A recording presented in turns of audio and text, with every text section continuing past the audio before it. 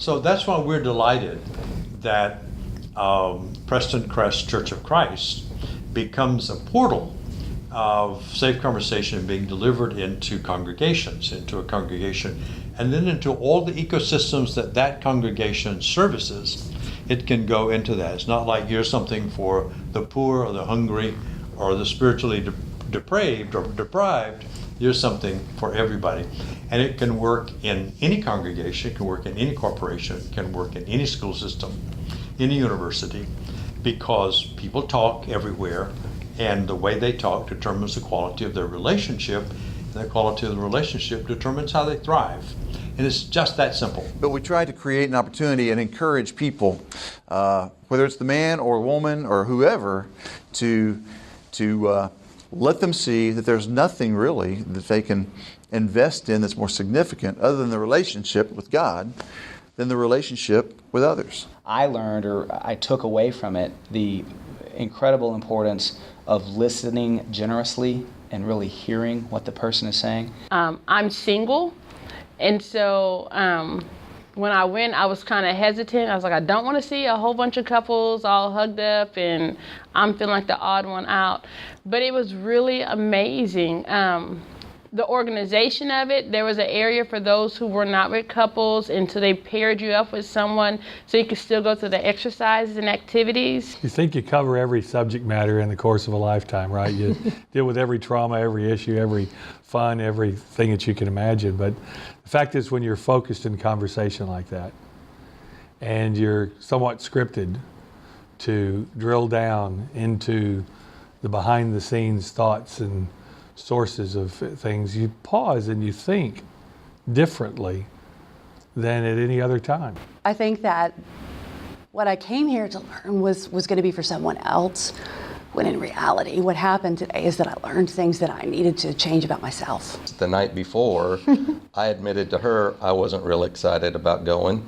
She admitted she felt the same way. So neither one of us, it's, again, one of those things, we did it because we knew at the end of the day it would probably be a good thing. I have been a marriage and family therapist for over 35 years now, and Safe Conversations is the single best, most complete program for couples communication that I have ever seen. We immediately went home and started talking to our kids about how they feel, and using the structure and the framework that we were taught to communicate with each other, with our children. Because I think so often as parents, I just say, don't do that.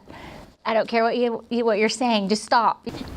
Probably the biggest thing I have to say would probably be that I'm a very hardcore turtle, and I married a very hardcore hailstorm. So if you don't know what that means, basically I respond to situations like a turtle. I cower and hide and retreat, and I'm married to a beautiful hailstorm who is the total opposite, and rains down the hail and makes a show and is very emotional, and it can be very hard to live with that. But it was really cool to learn that it's normal for those two types to be compatible and to desire one another. It seemed as though it was aimed at not just married couples, but also singles or people that weren't in marriage relationships, which I think is good because it was effective for people. There are many people there who were single that you could tell it really worked for them.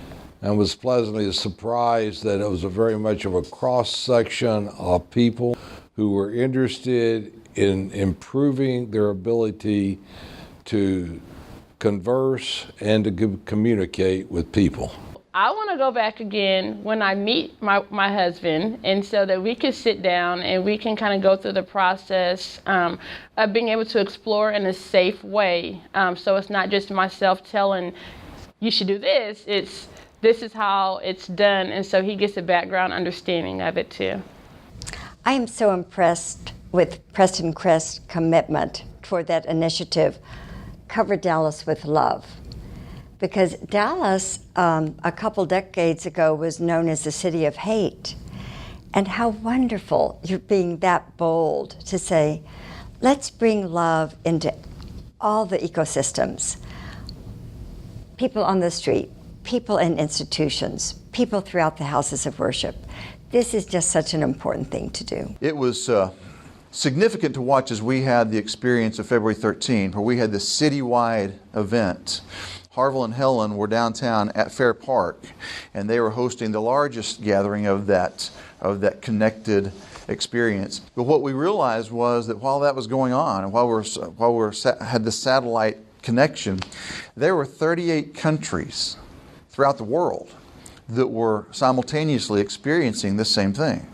And it speaks to what Helen, what Harville have hoped for, and what we want to be a part of, and that is a movement. And quite frankly, what I believe God kicked in play years and years and years and years ago was to create a movement for relationships that were healthy